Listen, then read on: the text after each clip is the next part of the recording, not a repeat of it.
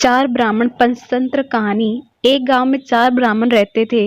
उनमें से तीन ब्राह्मण ने कुछ न कुछ विद्या सीख रखी थी, जबकि चौथा ब्राह्मण साधारण था, उसको कोई विद्या नहीं आती थी।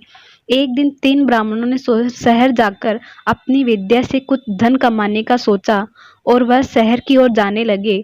उनको जाता देखकर चौथा ब्राह्मण भी बोला कि मुझे भी शहर जाकर धन कमाना है। इस पर तीनों ब्राह्मण बोले, तुमको तो कोई विद्या नहीं आती, तुम शहर जाकर क्या करोगे, तुम यहीं रहो। चौथा ब्राह्मण बोला कि मैं तुम्हारा काम कर दूंगा। तीनों ब्राह्मण अपना काम कराने के लालच में उसको साथ लेकर जाने के लिए तैयार हो गए। इसके बाद चारों ब्राह्मण शहर के लिए रवाना हो गए। जब वह जाते हुए जंगल से गुजर रहे थे तो उनको एक हड्डियों का ढांचा नजर आया। चारों ब्राह्मण देखकर सोचने लगे, ये किसका ढांचा होगा। तभी एक ब्राह्मण ने अपनी तंत्र विद्या का प्रदर्शन करते हुए उस हड्डियों के ढांचे को जोड़ दिया, जिससे वह एक शेर का कंकाल बन गया।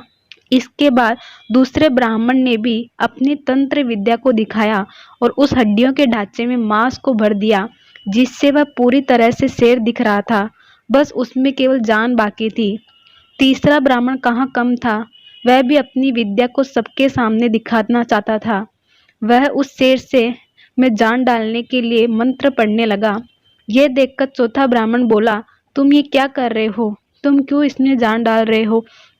तीसरे ब्राह्मण ने बोला, तुम चुप रहो, तुम मूर्ख हो, तुमको कोई विद्या नहीं आती, इसलिए तुम हम विद्वानों के बीच में कुछ मत बोलो। चौथा ब्राह्मण समझ गया कि ये नहीं मानने वाले और वह जल्दी से पास के एक पेड़ के ऊपर चढ़ गया।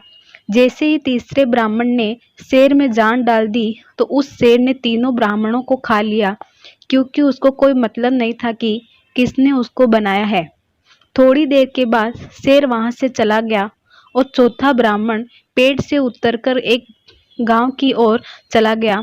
वह ये जाते हुए सोच रहा था कि ऐसी विद्या का क्या अर्थ जो इंसान को सही गलत का फर्क ही न समझा सके।